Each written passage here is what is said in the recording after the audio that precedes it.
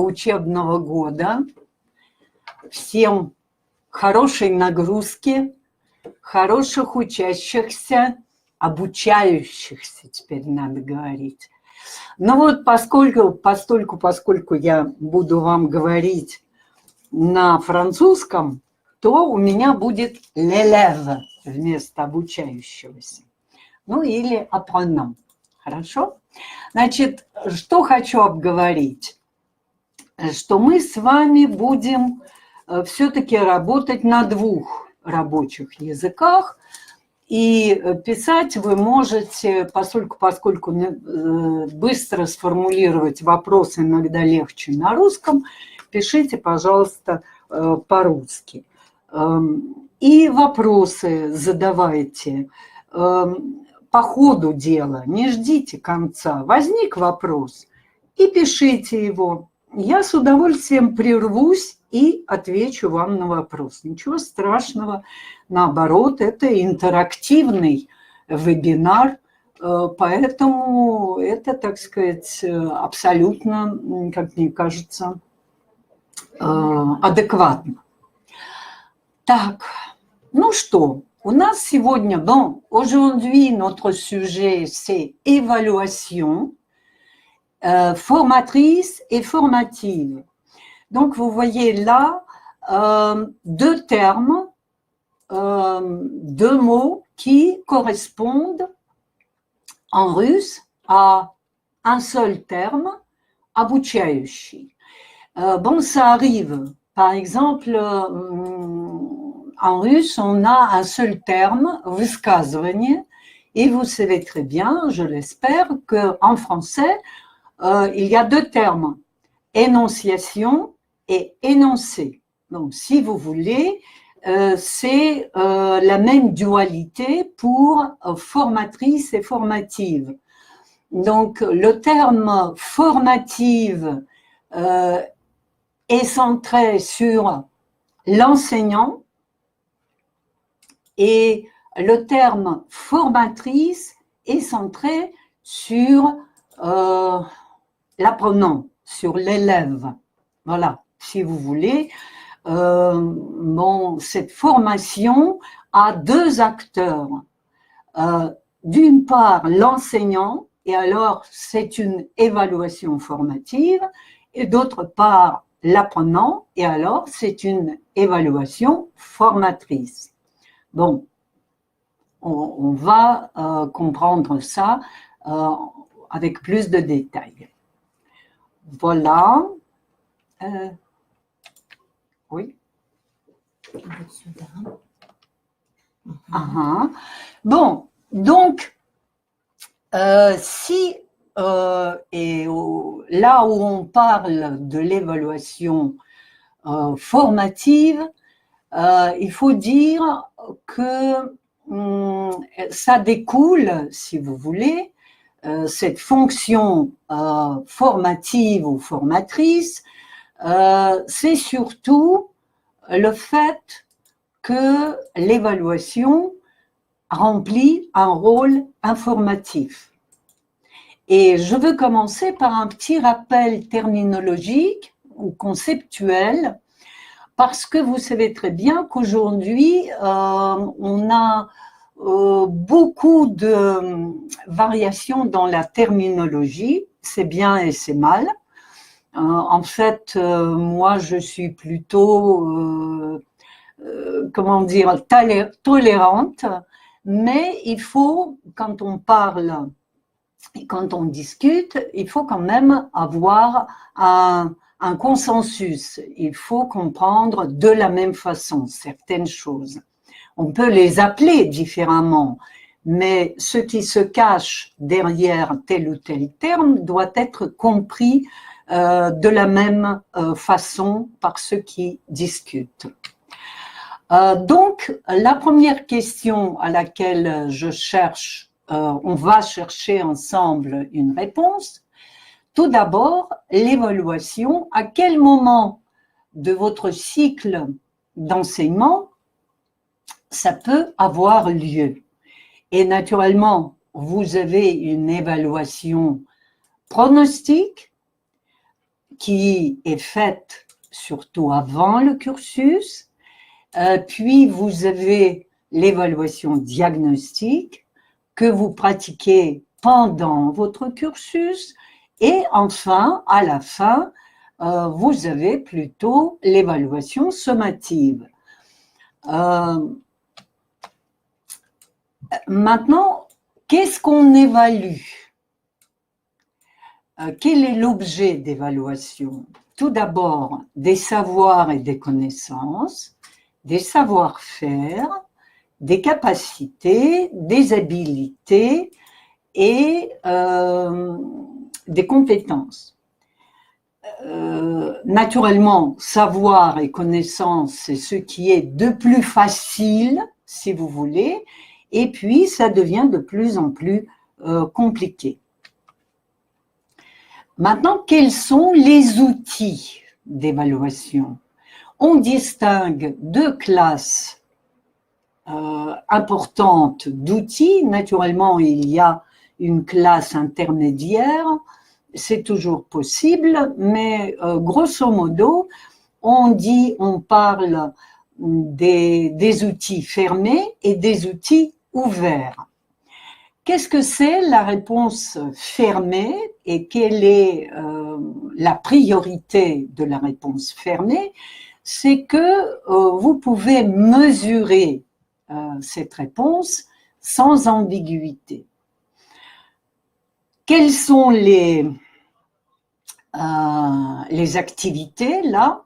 C'est QCM, questions choix multiples, exercice d'appariement, exercice de classement, texte lacunaire, test de closure et, comme on dit, croc, questions à réponse ouverte, courte. Encore une fois, quel est l'avantage? C'est que la correction est totalement objective. Mais je voudrais attirer votre attention sur quelque chose qui me semble très, très importante, c'est le fait que la fidélité ne peut pas être acquise qu'à condition que la conception de votre exercice réponde à toutes les exigences. Et très souvent, en tout cas, dans ma pratique, je suis tombée beaucoup de fois sur des QCM qui prétendaient l'objectivité et qui finalement étaient tellement mal faits que le fait que je comptabilise, ça sert à rien parce que il y a tout simplement des fautes dans la conception du test. Voilà, ne faites pas, essayez avant de proposer des QCM qui ne sont pas faites par vous. Ne les proposez pas à vos élèves sans au début les faire vous-même, parce qu'il y en a beaucoup qui sont très, très ambigus, très mal faits, et donc pour que votre test soit formatif, il faut obligatoirement avoir la conception de ce test doit être correcte. Donc, qu'est-ce que c'est la réponse ouverte? Naturellement, c'est l'objectivité qui disparaît dans le sens que nous avons discuté, que nous avons noté. Donc, le rôle de l'évaluateur est renforcé, c'est lui qui décide, mais sa fonction, c'est quand même de rester objectif, et pour ça, il faut qu'il comment dire, il faut qu'il se serve obligatoirement des critères correctement. Les critères doivent être évalués et celui qui corrige doit honnêtement se servir de ces critères et de répondre honnêtement à ce que le critère dit, si vous voulez, à ce que le critère veut apprécier. Donc, quelles sont les activités là? C'est un texte induit, c'est-à-dire un texte guidé où vous donnez un scénario très serré de ce qu'il faut faire.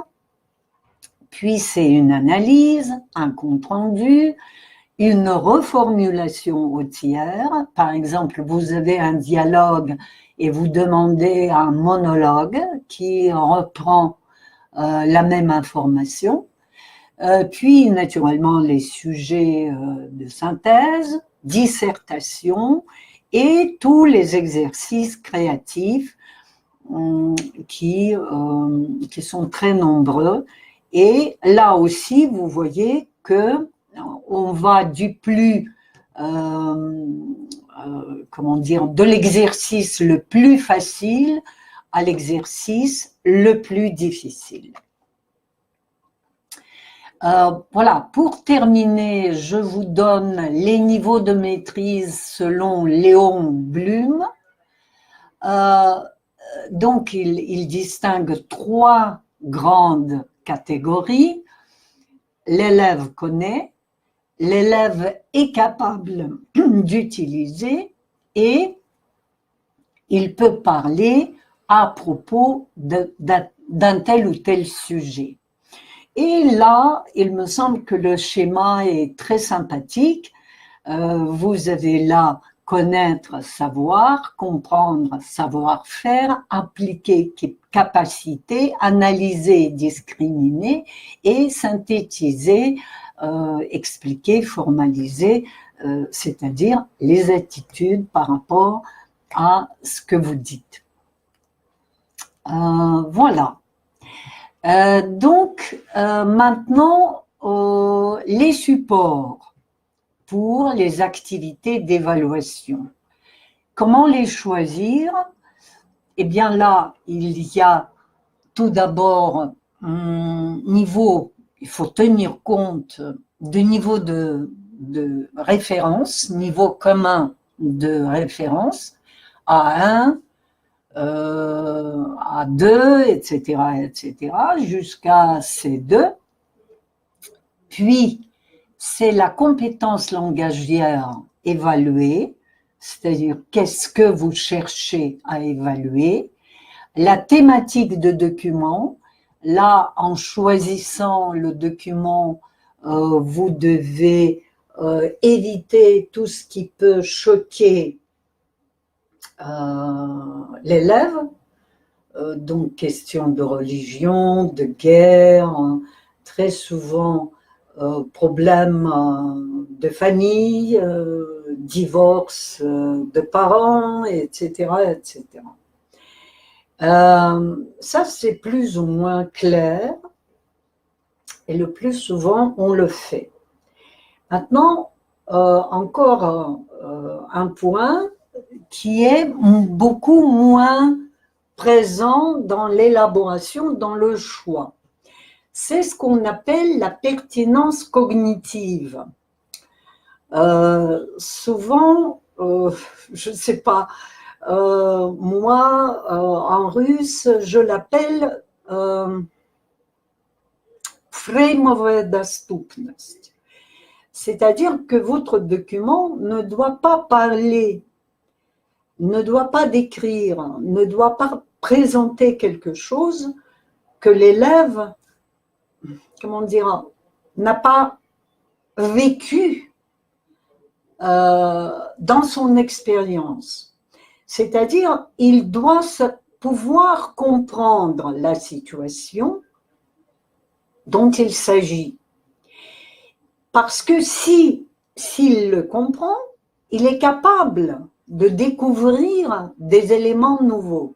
S'il n'a pas compris, si vous le placez dans une situation qu'il ne maîtrise pas du tout, il est très difficile, comment dire, de le motiver. Il est très difficile aussi de lui donner des repères pour qu'il mobilise son intuition, etc., etc. Donc, pour qu'il s'y oriente, c'est quelque chose de très important. Et là-dessus, je peux vous dire, bon, par exemple, quand il s'agit de l'exercice oral qu'on fait faire dans notre examen Hoguet, là où l'enfant ou l'élève doit participer au sondage téléphonique, il me semble que c'est là, justement, où les concepteurs n'ont pas tenu compte de la pertinence cognitive. Et en fait, j'en ai parlé à la responsable, mais bon, ils n'ont pas décidé de changer, mais il me semble que tout d'abord, c'est une pratique qui n'existe pas du tout chez nous, qui est très surveillée en France, parce que les mineurs, il n'y a pas de sondage auprès des mineurs, c'est pas correct. Et voilà, on met les élèves, on met les candidats dans une situation qu'ils n'ont jamais vécue en réalité. En russe ou en français, c'est pas grave. Et ceci, il me semble, pose des problèmes. Et finalement, c'est l'authenticité de documents que vous choisissez. Là-dessus, pourquoi je veux commenter ça? Parce que, tout d'abord, comment on définit les documents authentiques? Tout d'abord, ce sont des documents bruts qui sont élaborés par des francophones pour des francophones à des fins de communication réelle. Donc, ils sont produits dans des situations réelles et ils n'ont pas été conçus à des fins pédagogiques.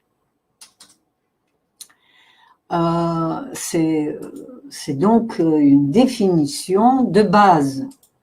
Mais, et là aussi, je renvoie, je suis obligée parce que bon, on me pose souvent des questions sur des textes qui figurent surtout dans Hoguet.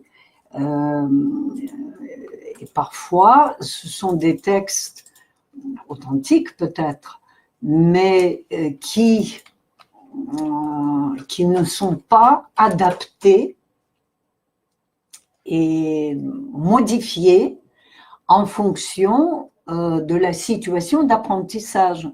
Parce que là aussi, il y a une sorte d'authenticité, n'est-ce pas? Ce document authentique du point de vue de sa production, doit aussi être authentique du point de vue de l'apprentissage et du point de vue de l'évaluation qu'on veut faire. Donc, il doit être utilisable correctement. Et on reprend la même chose, il doit tenir compte des niveaux de référence, de la compétence langagière, de la thématique et de la pertinence cognitive. Et donc les modifications, on peut abréger, on peut peut-être un peu varier la structure, par exemple les textes qu'ils choisissent pour la lecture orale. Mais on peut très bien quand même, sans trop modifier le texte, on peut scinder les phrases qui ont 40 et plus mots en 2 ou en 3, en faire 3 phrases, parce que la mémoire à court terme n'est pas capable, tout simplement, de maintenir une phrase comme ça. Donc, il me semble, je parle toujours et surtout de l'oral, parce que vous savez que j'ai préparé un petit bouquin sur la préparation pour l'oral Ogé et Yégué, et il me semble que ceci, on pourrait le faire, les constructeurs auraient pu faire ça sans trop de dégâts, hein. C'est-à-dire le texte ne changerait pas de façon trop dramatique, mais ça faciliterait la tâche et ça serait beaucoup plus correct du point de vue justement de la situation d'évaluation. L'authenticité évaluative serait mieux respectée. Maintenant, à quel moment du cursus, selon vous, l'évaluation devient un outil de formation? Donc, si on conserve les 3 dont nous avons parlé, eh bien, naturellement, c'est pendant. Parce que avant, surtout, vous voulez... pourquoi on fait ça avant? Pour former un groupe, pour choisir un programme, etc., etc. Et votre objectif est surtout de... pas de former, mais justement de préparer, de faire un groupe pour une formation optimale. Et à la fin, naturellement, votre but est différent, tandis que justement, pendant la préparation ou pendant le cursus, vous pouvez vous servir de votre instrument évaluateur pour former. Et donc, formatrice, elle est pour l'élève, comme j'ai déjà dit, et elle est formative pour l'enseignant. Donc,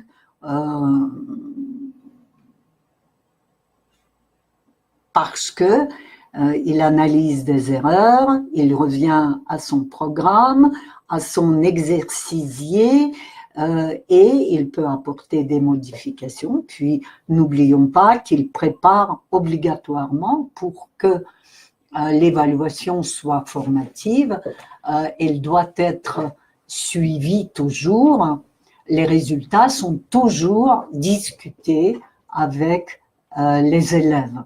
C'est une étape indispensable pour que l'évaluation remplisse le rôle de formation. Voilà. Maintenant, l'évaluation, puisque nous parlons de l'évaluation formative qui se fait pendant le cursus, on dit naturellement qu'elle est assez fréquente.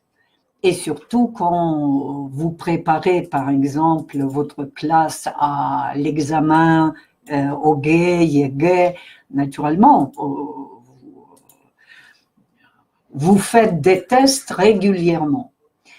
Mais pour que votre travail, pour que le fait de réaliser ces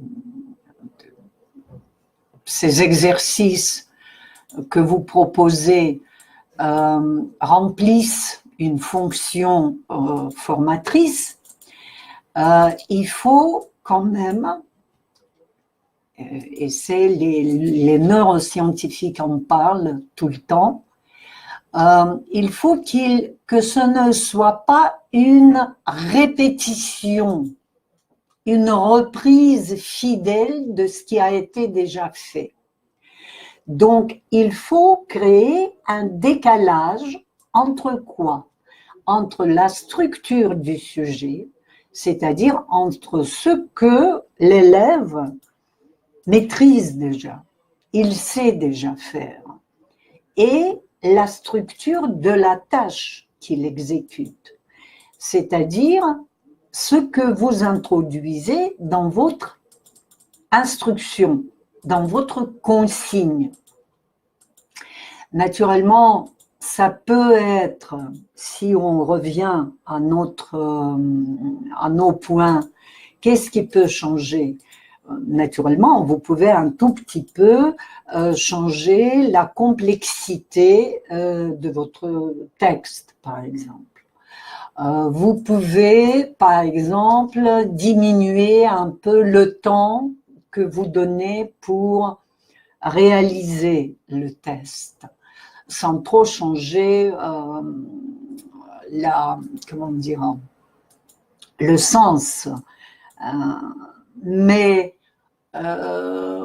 l'essentiel est quand même de mettre l'élève devant un outil qui le fait réfléchir autrement, qui le fait agir autrement, qui suppose qu'il mette en place une stratégie un peu différente. C'est ce qu'il y a de plus important et de plus formateur dans l'exercice de test, dans l'évaluation formatrice. Et pour que l'évaluation, outre cela, pour que l'évaluation remplisse le rôle formateur, il faut qu'il y ait un dialogue très clair et très net entre l'élève et l'enseignant. Tout d'abord, il doit connaître les consignes et même souvent participer à l'élaboration de ces consignes. Il doit maîtriser les caractéristiques de l'objet qu'il va produire. Les critères, c'est-à-dire qu'est-ce qu'il faut faire, qu'est-ce qui est le plus important pour la réussite et au contraire, quelles sont les erreurs pour lesquelles il sera vraiment puni. Les modalités d'implication dans le travail. Expliquer pourquoi ce test, quelle est l'utilité de ce test pour lui, pour sa progression, etc. Parce que c'est extérieur, mais c'est un facteur très important. On est tous pragmatiques, les jeunes comme les adultes.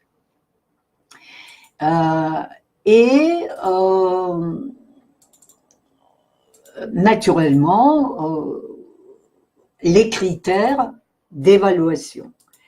Les critères et les consignes, normalement, doivent être discutés obligatoirement avec les élèves. C'est la meilleure façon, comment dire, d'obtenir cet effet formateur dont on parle. Et voilà l'illustration, une toute petite illustration. Ça a été... Ah ben, excusez-moi, j'ai pas changé. C'est la note sur 25. Vous allez changer vous-même. Donc, voilà. C'était un concours d'une des sessions de l'Olympiade.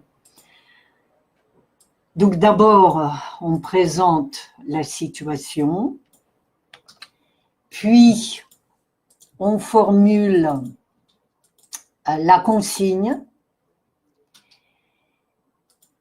en expliquant le plus, comment dire, avec plus de détails que vous pouvez donner, avec le maximum de détails, et puis les paramètres de réussite. Et ces paramètres de réussite sont en étroite corrélation avec les critères. Vous pouvez voir nettement que vous avez, bon, par exemple, localisация события во времени и пространстве. Bon, c'est-à-dire, qu'est-ce que je fais là? Je reformule de façon plus, comment dire, plus simple, moins scientifique, moins méta-linguistique, de façon simple et en français naturellement, parce qu'ils doivent comprendre en français. Si c'est par exemple le niveau A1 ou le niveau A2, vous pouvez très bien reformuler ces conseils d'écriture, par exemple, en russe. Pourquoi pas? L'essentiel qu'ils comprennent ce que vous attendez d'eux. Voilà. Donc, à vous de voir. Ah non, c'est 20, d'accord, c'est toujours 20. Non, je crois que j'ai... attendez, non, c'est 20. Bah, d'accord, c'est 20. Excusez-moi. Ça colle tout à fait. Bien. Si vous avez des questions là-dessus, peut-être tel ou tel critère vous paraît, comment dire, provoque une question, peut-être un petit commentaire sur la différence qui existe avec la façon dont on formule les critères dans les examens OGE et YEGE, où à côté le barème est accompagné de reformulations verbales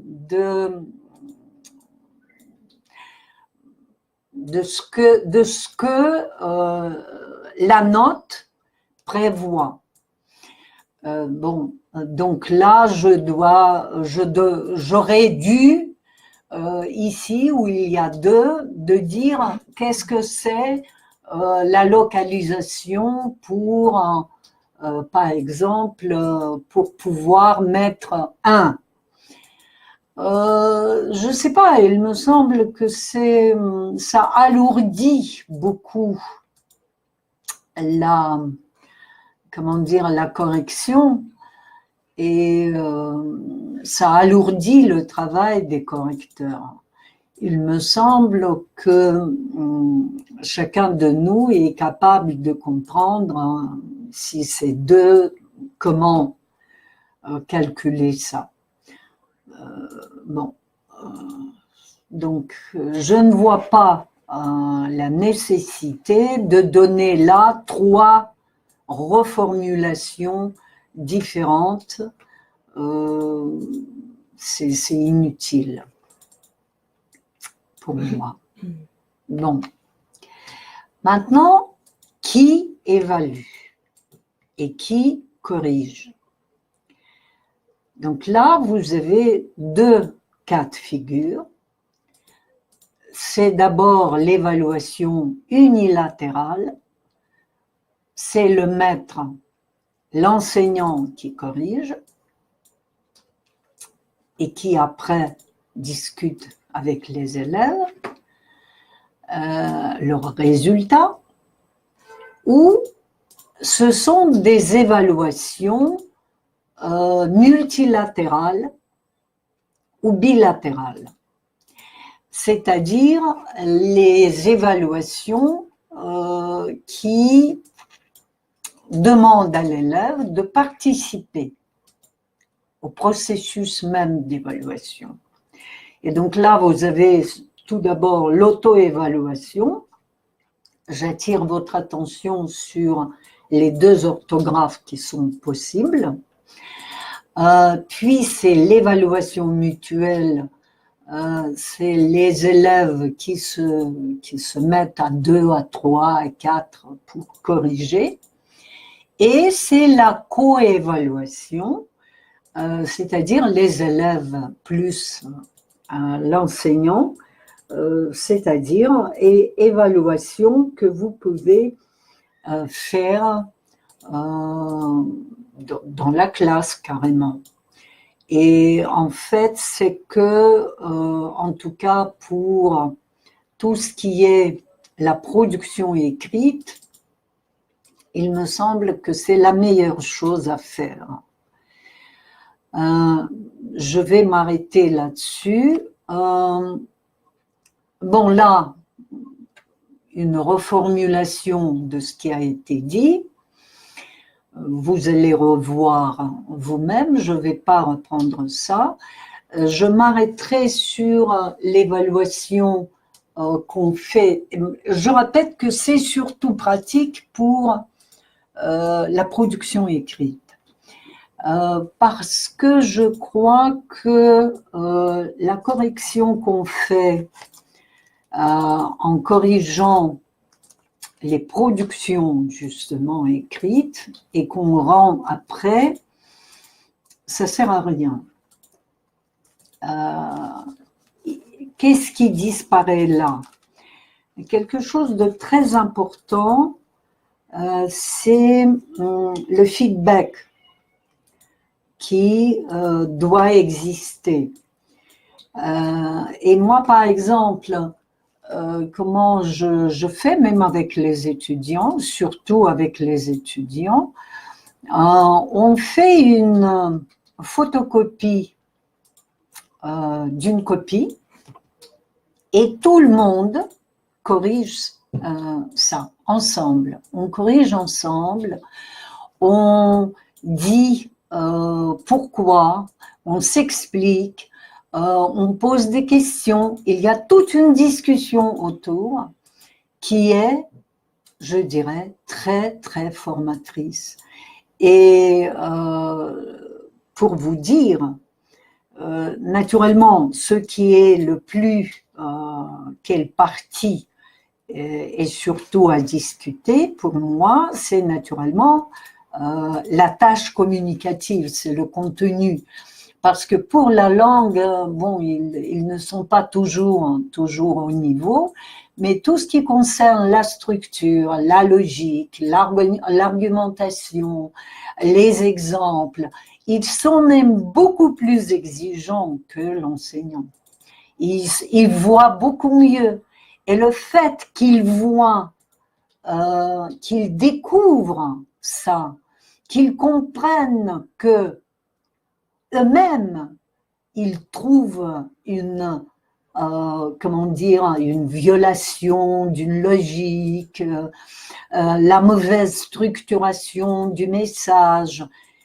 C'est quelque chose qui déclenche, qui est toujours mémorisé beaucoup mieux que toutes les paroles que vous pouvez dire à ce propos une semaine après le travail. Voilà. Donc, voilà un tout petit peu, si vous voulez, la conclusion de ce que je viens de dire. Et là, on a travaillé avec les élèves de Moscou qui ont été qui ont été... c'était un petit cursus de préparation qu'on organise à Moscou pour les écoliers. Et justement, on a pratiqué ça. Et je vous dirais qu'ils sont beaucoup plus motivés quand ils font ça, tout d'abord. La motivation est tout à fait différente par rapport à, comment dire, à l'étape où je vois quand ils reçoivent une copie corrigée avec mon crayon rouge, pratiquement aucune attention. Il regarde comme ça en remettant après dans son cahier. Voilà. Donc, essayez de pratiquer ça. En fait, même les tests, même les QCM peuvent être corrigés de la même façon, en groupe. Vous les faites refaire ça. Encore une fois, proposer une autre variante, discuter pourquoi c'est la meilleure, etc., etc. Donc, pour comment dire, mettre en place l'évaluation formatrice et formative, encore une fois, on reprend un tout petit peu. Il faut que tout soit clair pour les deux acteurs essentiels. Même, bon, je crois que si vous faites ça dans votre classe, il n'y a que deux acteurs, mais si il y a un correcteur extérieur, il y a même trois acteurs, c'est-à-dire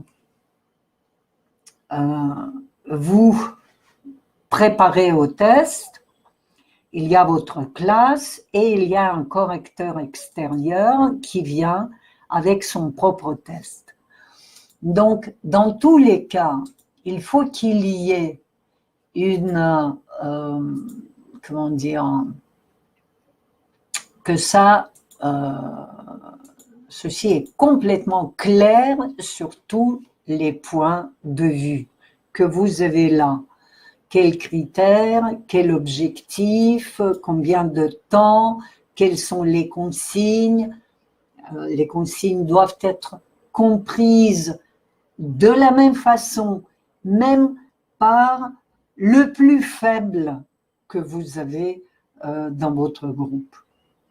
N'est-ce pas? S'il ne comprend pas, donc traduire pour lui, pour qu'il comprenne. Et naturellement, la grille, les critères et les barèmes. C'est l'étape d'anticipation. Après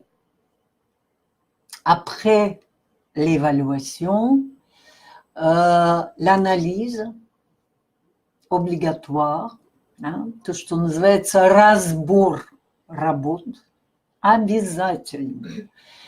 Vous pouvez faire cette analyse individuellement, ça dépend, mais ça, il y a des élèves avec qui il faut faire ça individuellement, ou peut-être un peu varier la discussion. Vous pouvez discuter individuellement sous forme de consultation. Vous pouvez discuter dans la classe. Vous pouvez discuter, organiser une discussion entre vous et élèves, etc., etc.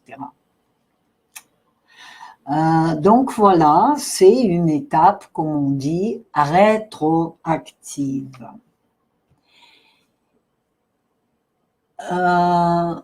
Et quel est l'avantage de la présence et quelle est la pertinence des 2 premières étapes, c'est que, encore une fois, l'élève participe à l'élaboration des critères. Donc, il comprend ce qu'on attend de lui. Donc, quand il comprend ça, il est capable de planifier, d'anticiper. Ça, c'est très, très important.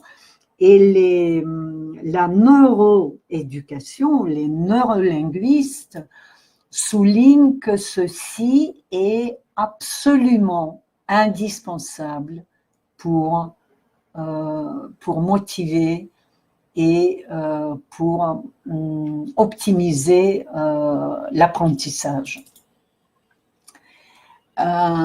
Et puis, naturellement, une analyse et l'explication et la discussion qui est organisée autour des erreurs. Parce qu'une erreur est quelque chose d'important dans l'apprentissage. L'erreur permet de comprendre ce qu'on n'a pas compris. L'erreur est indispensable. C'est quelque chose de très, très positif. Et il faut discuter comme ça. C'est un angle d'attaque. Ne pas, punir pour l'erreur, mais essayer de dire en quoi l'erreur montre quelque chose de positif. Là aussi, c'est une recommandation des neurolinguistes. Parce que la cognition demande ça. Et finalement, tout ce qu'on fait, toute notre vie, on fait des erreurs. On comprend qu'on a mal fait et on se corrige. Voilà. Donc, le feedback est quelque chose de très important. Sans punir, sans dire que c'est uniquement mauvais, mais expliquer pourquoi, toujours ce pourquoi. Pourquoi on a mal choisi l'article? Ah, parce qu'on a pensé comme ça. Ah, on n'a pas vu quelque chose. Il faut donc, si on tient compte de ça, bah alors on ne fait pas cette erreur. Donc vous voyez que si vous organisez ce retour, cette analyse, sans dire il faut. Non, la langue est quelque chose de très plastique, comme d'ailleurs notre cerveau, hein, qui est aussi très plastique. Voilà. Donc, si on fait tout ça, c'est-à-dire si notre évaluation est formatrice et formative, il y a beaucoup de chances qu'elle devienne l'évaluation positive. Vous savez que maintenant, on est, bon, en tout cas, les didacticiens, les pédagogues français discutent beaucoup la notion de l'évaluation positive. Mais c'est toujours l'évaluation positive, elle ne peut être autre chose que l'évaluation formatrice et formative. Parce que, qu'est-ce qu'il y a là dans l'évaluation positive? Tout d'abord, cette lisibilité pour tout le monde, n'est-ce pas? Puis,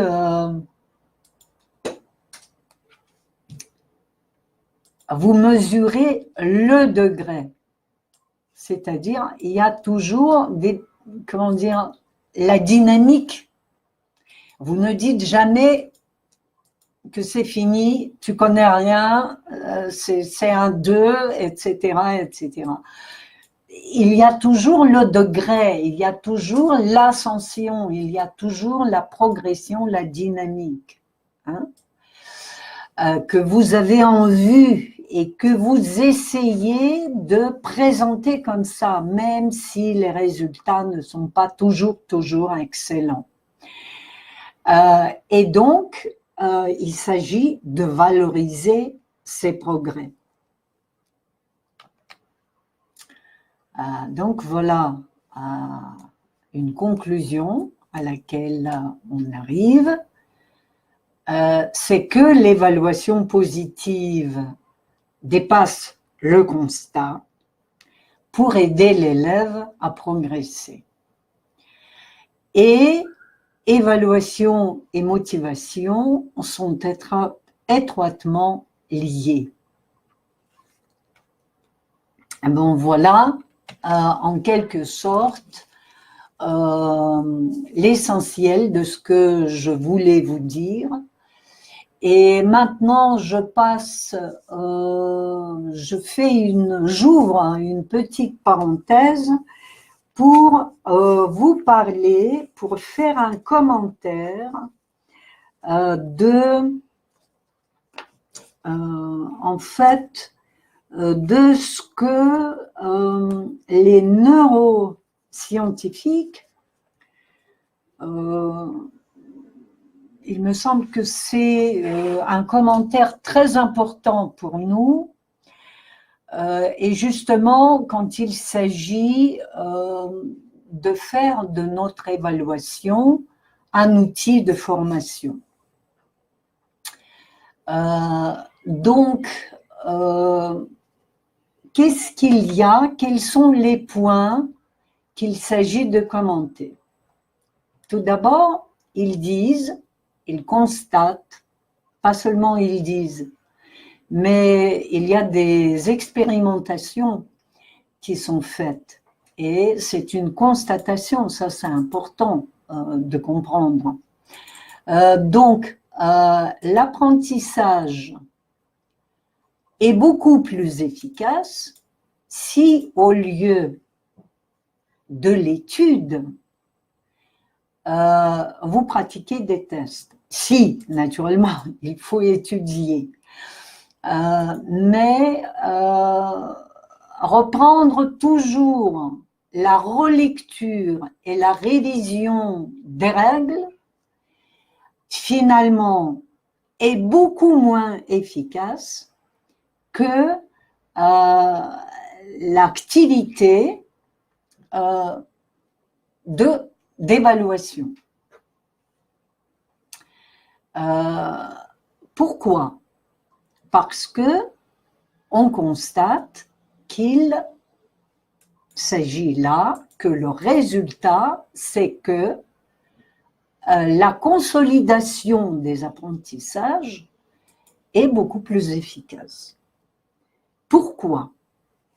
Parce que la révision, disent les neuroscientifiques, est une démarche passive, n'est-ce pas? Bon, on relit, on comprend ce qui est dit, mais le cerveau reste passif.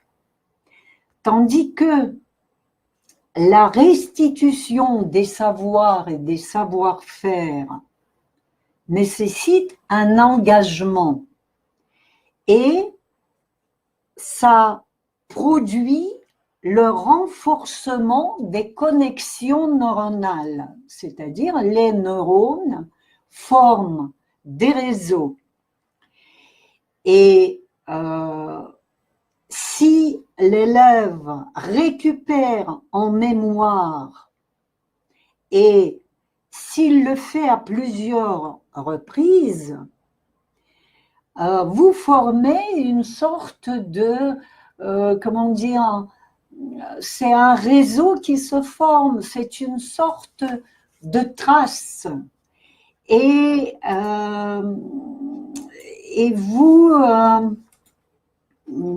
comment dire, vous arrivez à faire un lien entre la mémoire de travail, où le savoir se construit quand vous agissez actuellement, quand vous faites quelque chose actuellement, c'est votre mémoire de travail.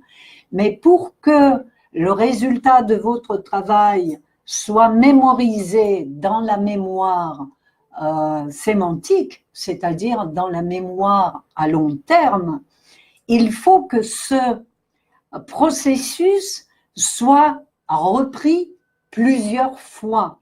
Alors, il y a une sorte de tracé, de trace. Et quand vous prenez ce sentier ou quand vous refaites le même sentier plusieurs fois, ça devient une route, n'est-ce pas? Et puis une autoroute.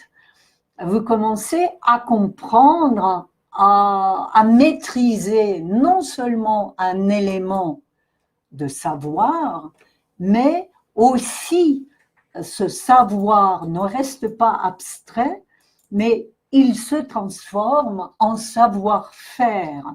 Vous êtes capable de mobiliser le savoir pour résoudre un problème. Et ceci se fait rarement quand vous restez dans comment dire, dans un état de contemplation passive.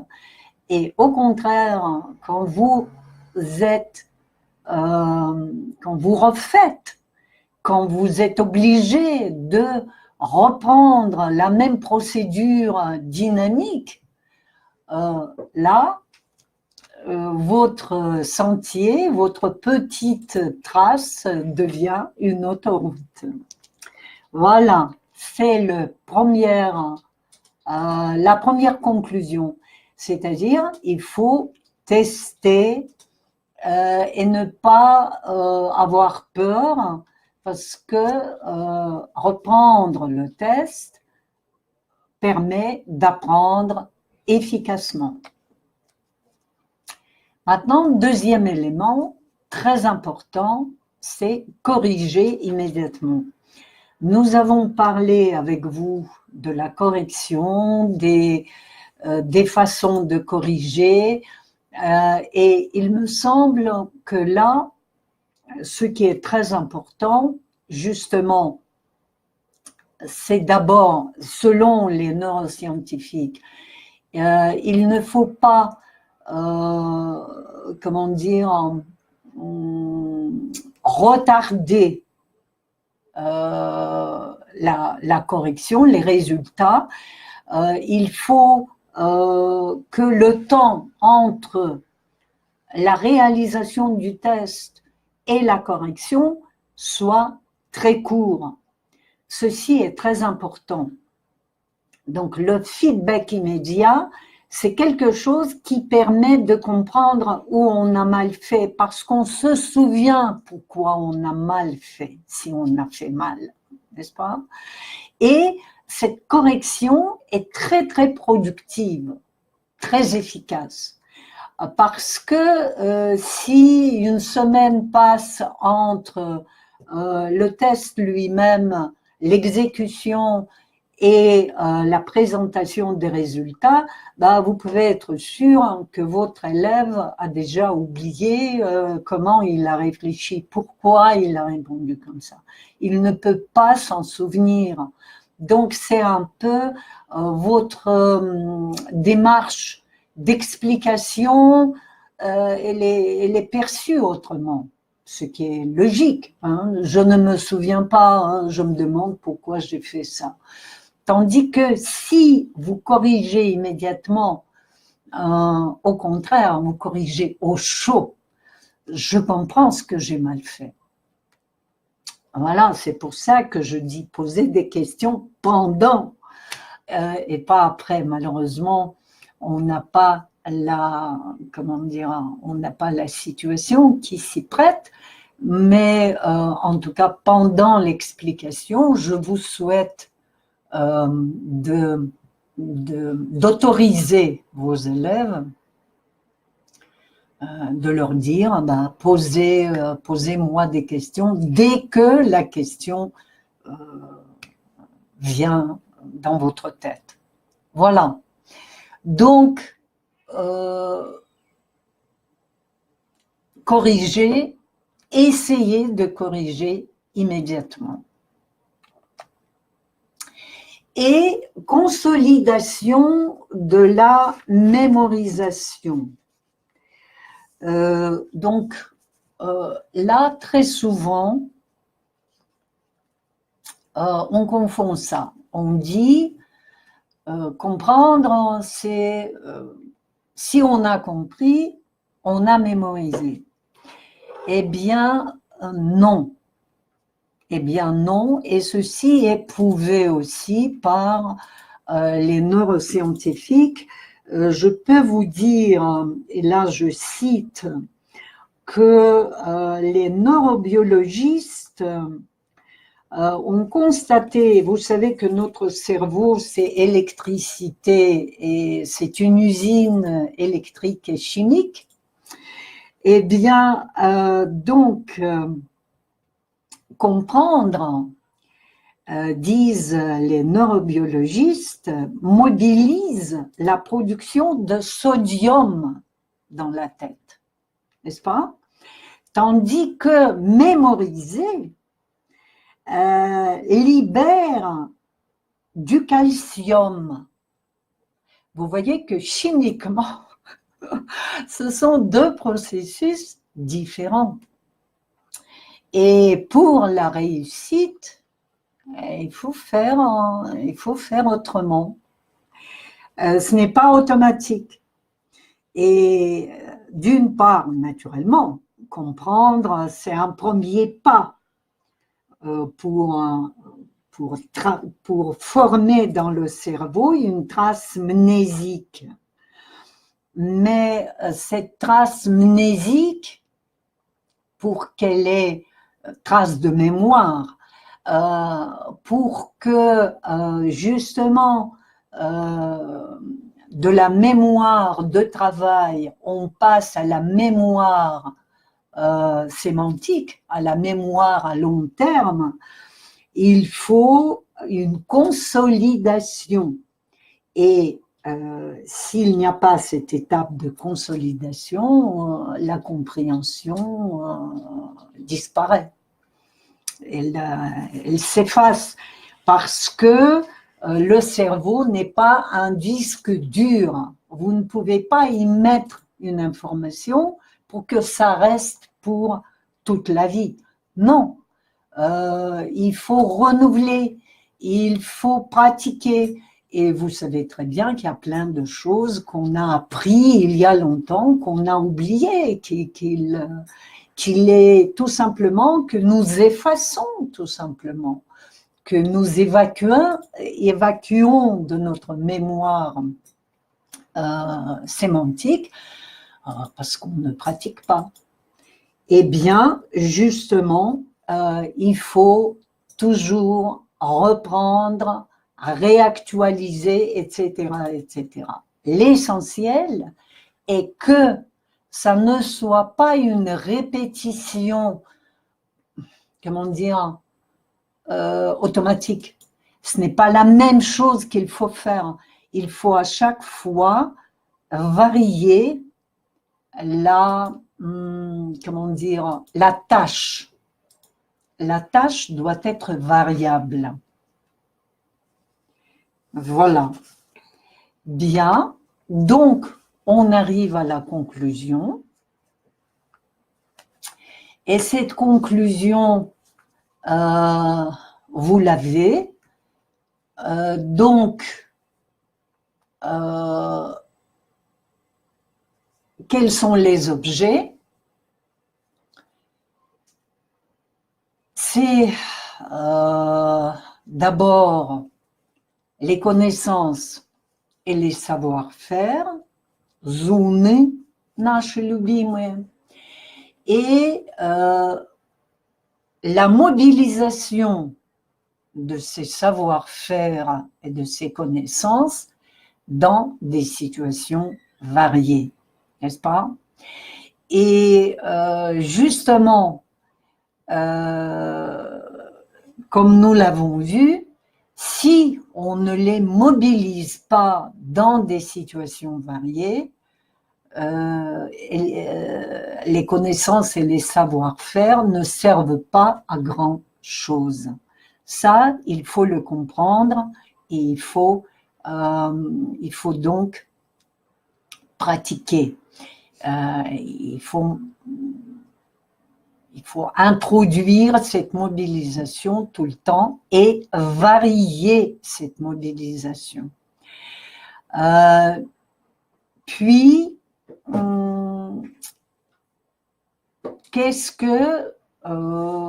qu'on recommande, qu'est-ce que je recommanderais à l'enseignant? Tout d'abord, construire une certaine stratégie d'évaluation. Et dans cette stratégie d'évaluation, essayer pour chaque élève trouver quelque chose de positif. Et ceci est possible. Il peut, par exemple, ne pas très bien faire, je ne sais pas, mais on peut toujours trouver du positif. C'est absolument, comment dire, c'est même simple. Et donc, si vous lui dites, bah écoute, là, c'est pas bien, là non plus, mais regarde, là, tu as très bien vu. Je suis sûre que c'est peut-être une légère manipulation, mais c'est une manipulation absolument indispensable pour le motiver, pour lui donner un petit repère de progression. Puis, naturellement, distinguer les différentes finalités de l'évaluation. Et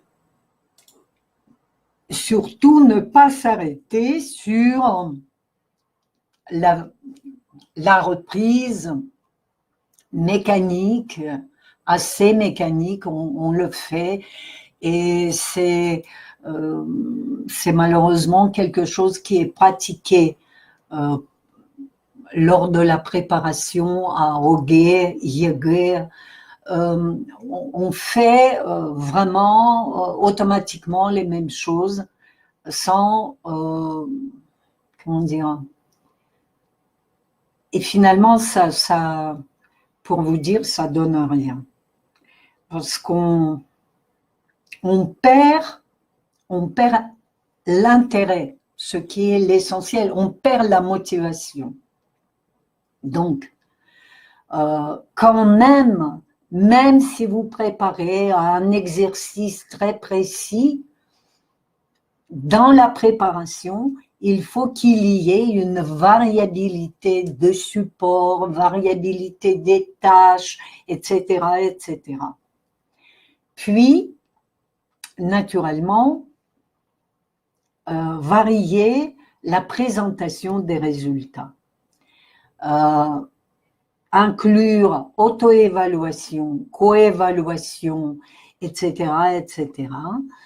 Parce que à chaque fois, l'élève joue un rôle différent. Il y a des élèves, et j'ai observé ça plusieurs fois, il est peut-être, il n'arrive pas à faire lui-même, mais il voit très bien, il repère les erreurs.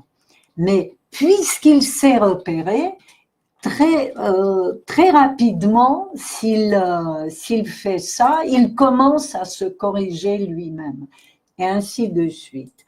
Bon, il y a de différentes, comment dire, structures du cerveau, et très variées aussi, très variables. Et donc, on peut voir les fautes des autres beaucoup plus que ses propres fautes. mais on peut l'exploiter pour corriger ses propres fautes aussi. Puis, les critères de réussite,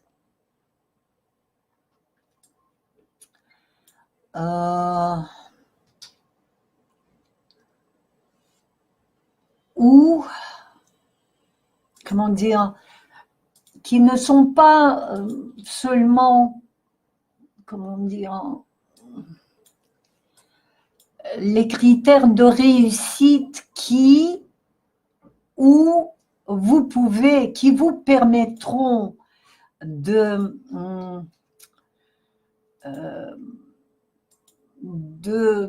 montrer à chacun, de dégager dans la démarche de chacun quelque chose de positif, n'est-ce pas? C'est-à-dire privilégier la démarche individuelle de vos élèves. Et à chaque fois, le dire, et à chaque fois, montrer, ben écoutez, par exemple, là, vous avez fait de telle façon, ah, tu as très bien fait, comparer ces démarches et montrer à quel point les deux contiennent quelque chose d'original, d'individuel, etc., etc. Même si le résultat est peut-être pas très, très, très bon. Quand même, il y a des cas, et ça existe, où le résultat est médiocre, mais la démarche a été bien trouvée, hein, mais seulement c'est les moyens qui ont manqué, etc., etc. Bon, puis naturellement, fixer les évaluations au moment quand même où les élèves sont prêts à réaliser correctement ces évaluations. Ne pas les mettre dans, si par exemple ils ont fait une excursion la veille de votre évaluation, peut-être on peut déplacer l'évaluation, même si elle a été fixée à ce jour-là. Puis, pendant l'évaluation, il me semble qu'on peut parfois, pas toujours, mais parfois, participer, répondre aux questions, expliquer quelque chose qui n'est pas clair, n'est-ce pas? C'est-à-dire ne pas partir ailleurs. L'enseignant peut pratiquer des évaluations différentes. Vous pouvez vraiment pratiquer une évaluation où vous êtes parti, mais c'est plutôt une évaluation sommative. Quand il s'agit de l'évaluation formative, eh bien, vous pouvez très bien participer et répondre aux questions, aider surtout quelqu'un quand vous voyez qu'il hésite là, où un seul mot ou un seul geste vous permet de récupérer cette situation, ne pas hésiter à le faire. Voilà. Et naturellement, le retour de l'évaluation doit être explicite. C'est pas une feuille, une copie rendue sans commentaire, non, ça doit être expliqué, repris, retravaillé, discuté, et les façons de discussion sont très différentes. Il faut les varier. Il faut les varier parce que chacun a, vous avez des élèves qui sont tous très différents. Et donc, il faut que chacun puisse y trouver son bonheur. dans votre explication et dans votre discussion.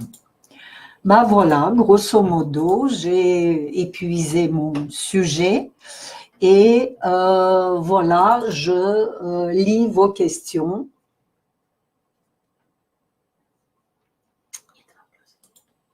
Si l'élève a peur et ne veut pas le faire, écoutez, l'évaluation n'est pas intéressante. Ça, tout d'abord, lui dire pourquoi il faut cette évaluation. Si vous préparez à un examen, si vous préparez à une épreuve, si votre élève, je ne sais pas, doit avoir une note finale dans le semestre ou le trimestre, ben vous lui dites. Vous dites que, écoute, si tu veux une bonne note, si tu veux que je te mette une note, vous mettez quand même des notes. Donc, c'est une étape absolument obligatoire. Si tu ne participes pas, tu n'auras pas de notes. Première chose. Puis, discuter avec toute la classe et leur proposer de dire leur avis, quel type d'évaluation ils préfèrent. Par exemple, comment vous voulez qu'on organise ce travail de contrôle?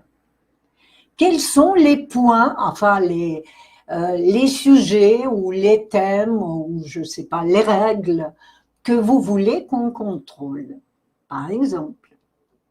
C'est-à-dire discuter avec eux, leur proposer plusieurs exercices et dire, ben, écoutez, qu'est-ce qui vous paraît le plus important, le plus intéressant à faire?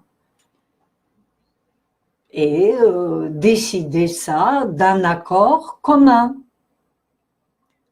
tout le groupe. Ou peut-être, si par exemple, votre groupe est très... comment dire, contient des sous-groupes qui ne sont pas d'accord, ben vous pouvez proposer 2 types d'évaluation, pourquoi pas. Il y a un groupe qui fait les verbes, par exemple, qui reprend l'exercice sur la concordance des temps, et d'autres qu'ils écrivent un texte induit avec les mêmes verbes, n'est-ce pas? Vous leur faites faire autre chose. C'est possible. Il me semble que très souvent nous imposons trop des choses. Il me semble qu'on peut très bien s'appuyer sur et tenir compte de ce qu'ils proposent. Très souvent, ils sont suffisamment intelligents pour nous souffler des choses intelligentes. Oui, ça va peut-être vous demander de faire deux tests au lieu d'un seul. Bon, d'accord, mais quand même. Voilà, bon.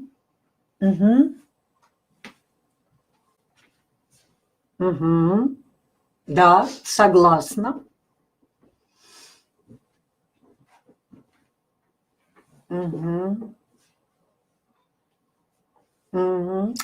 Ну, что вам сказать?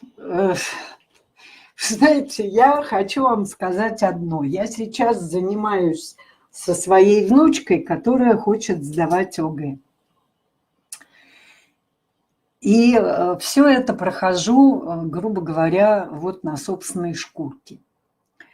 Вы знаете, здесь, наверное, нужно, во-первых, сказать, что, во-первых, показать, какие 2 ответа возможны, и объяснить, почему. То есть не просто констатировать, здесь можно и то, а попытаться объяснить, почему авторы дают именно этот ответ. Потому что на самом деле объяснить это можно.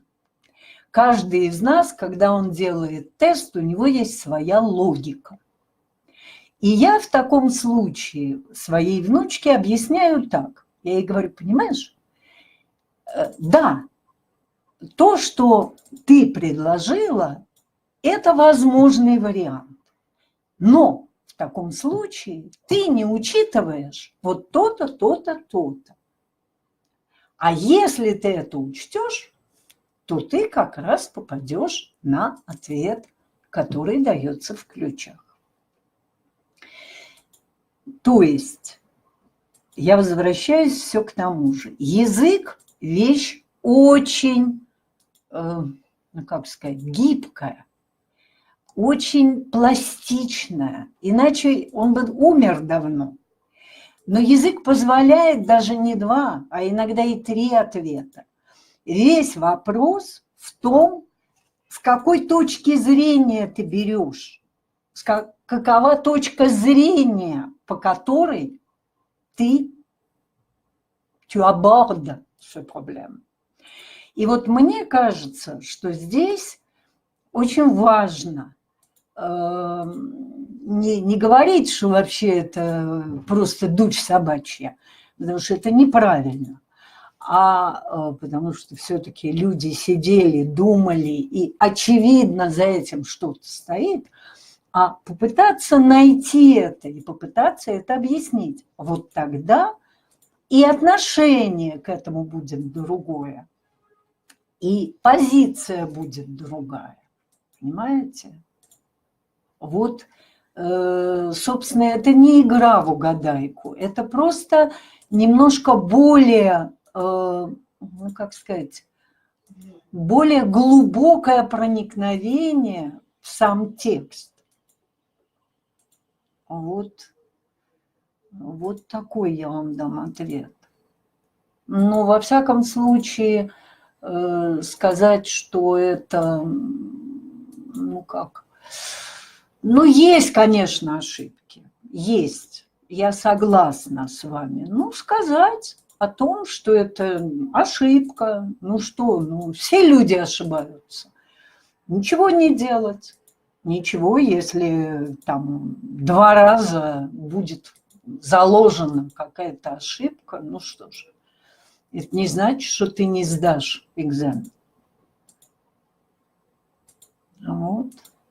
То есть это тоже надо принимать во внимание. Вот вы будете читать мой текст моей презентации, может быть, найдете пару ошибок в орфографии или еще в чем-то. Я же живой человек. И все мы живые люди. И бывают и опечатки, и в ОГЭ, и в ЕГЭ. Все это бывает. Вот, не знаю, ответила я на ваш вопрос или нет.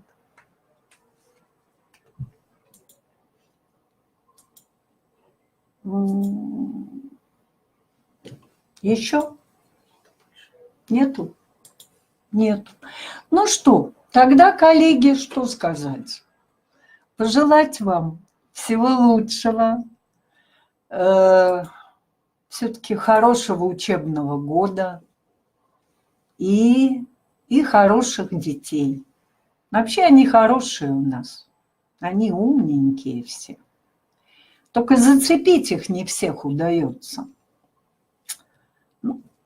Что делать? Надо пытаться. Поэтому давайте с вами организовывать évaluation formatrice и formative, чтобы она и нас с вами обучала чему-то, чтобы это оценивание и нас учило чему-то, и чтобы оно учило и наших учеников. Спасибо. До свидания.